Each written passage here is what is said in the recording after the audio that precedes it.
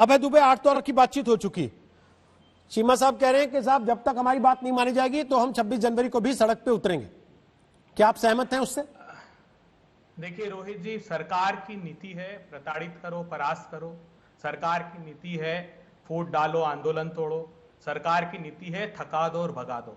1965 में हरित क्रांति आई थी, 1986 में तिलहन के लिए पीली क्रांति आई, उसके बाद दूध के लिए श्वेत क्रांति आई, आलू की गोल क्रांति आई, अंडे की रजत क्रांति आई, और अब ये 2020 में किसानों की गुलामी क्रांति है जिसके खिलाफ किसानों ने अपना बिगुल फूंक दिया है। प्रधानमंत्री जी, आप कहते हैं कि भड़का रहे हैं बहका रहे हैं, अब मुझे बताइए कि आज सोयाबीन का तेल के दाम क्या हो गए प्रधानमंत्री जी? 140 145 रुपए, 80 रुपए का सोयाबीन का तेल।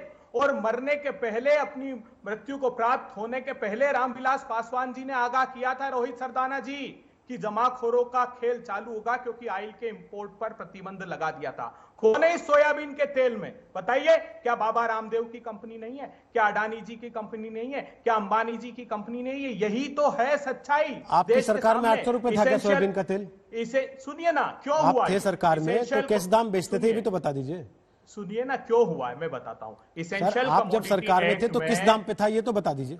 ये आपको यकीनन पता होगा। तरीके से मैं बता रहा हूं, प्रायोजित तरीके से ये दाम बढ़ाए गए हैं, क्योंकि इसेंशियल कमोडिटी एक्ट में ये तय कर दिया है कि 100% तक जब तक इनकी कीमतें नहीं बढ़ जाएगी पेरिशेबल आइटम की, तब तक सरकार इंटरवीन नहीं करेगी। और ये फूड प्रोसेसिंग के बड़े कारोबारी हैं, इनको तो असीमित मात्रा में संग्रहण की अनुमति सरकार ने दे दी है। दूसरा उदाहरण आलू, आज किसान आलू का कह रहा है कि 40 रुपए का बीज है, 15 रुपए कीमत है, 10 लाख किलो, 10 लाख। मैंने एक सवाल पूछा, आप उसको गोल कर गए। मक्का बिल्कुल नहीं। मैंने पूछा आपकी सरकार में किस दाम पे बेचते थे, पहली चीज। दूसरी चीज, ये जिनका आज आप जिक्र करते हैं अंबानी अडानी, इनको लेके तो आपकी सरकारों पे भी आरोप लगते रहे। यहां तक आरोप लगते रहे कि पेट्रोलियम मंत्री ये लोग डिसाइड करते थे एक समय में इस देश की सरकारों में। ये कोई मेरे मन की बातें नहीं है, तो वो आपकी सरकारों पे आरोप थे। तो क्या ये आज ही पैदा हुए हैं, या अब आपके दोस्त नहीं है इसलिए आपको खराब लग रहे हैं, या वो सरकारों के ही दोस्त माने जाते हैं हमेशा से, चाहे वो आपकी सरकार हो या किसी की भी हो?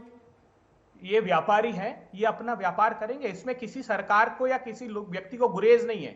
लेकिन किसानों के साथ जो कुठाराघात कर रहे हैं प्रधानमंत्री जी, इसीलिए किसान कह रहा है कि व्यापारियों को छूट दी, बहुत अच्छी बात है। आप गन्ने में एफआरपी लागू करते हैं, फेयर एंड रिम्यूनरेटिव प्राइस, आप बाकी की फसलों में निजी क्षेत्र की खरीद में कर दीजिए ना। रिलायंस ने तो खुद ने स्टेटमेंट दिया है कि हम समर्थन मूल्य से नीचे नहीं खरीदेंगे, किसान के साथ हैं। तो फिर प्रधानमंत्री जी आप क्यों अलग हट रहे हैं? आपने तो 2011 में खुद ने रिपोर्ट दी थी। अगर दृढ़ता से ये कदम आप उठा लेंगे, और सर्वोच्च अदालत ने यह भी पूछा है आपसे कि आप स्थगित क्यों नहीं कर देते जब तक ये कानून, जब तक किसानों से बात करनी है। तो एक आज और आखिरी बात, ओके सर, सुप्रीम कोर्ट ने तो आज ये भी कह दिया कि ये कोरोना का मरकज ना बन जाए कहीं किसान आंदोलन।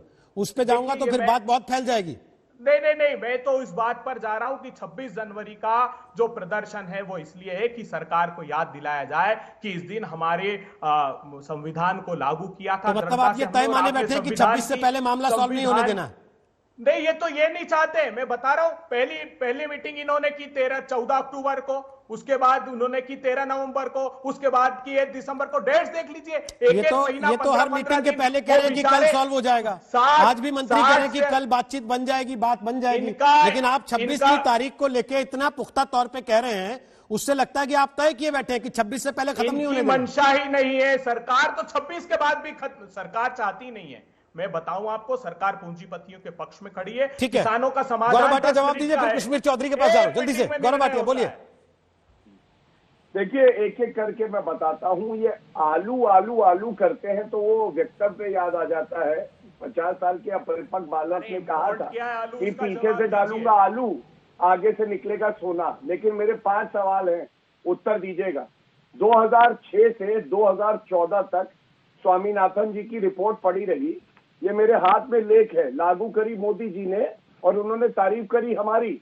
और ये इंडिया टुडे, आप ही का सिस्टर चैनल है, उसने कहा है राहुल गांधी का 2019 का क्या वक्तव्य है। एमएसपी जो है पहले से घोषित करेंगे, स्टैट्यूटरी करेंगे, ये तो उन्होंने नहीं कहा। दूसरी बात, किसानों की इनको क्या सुध लेंगे।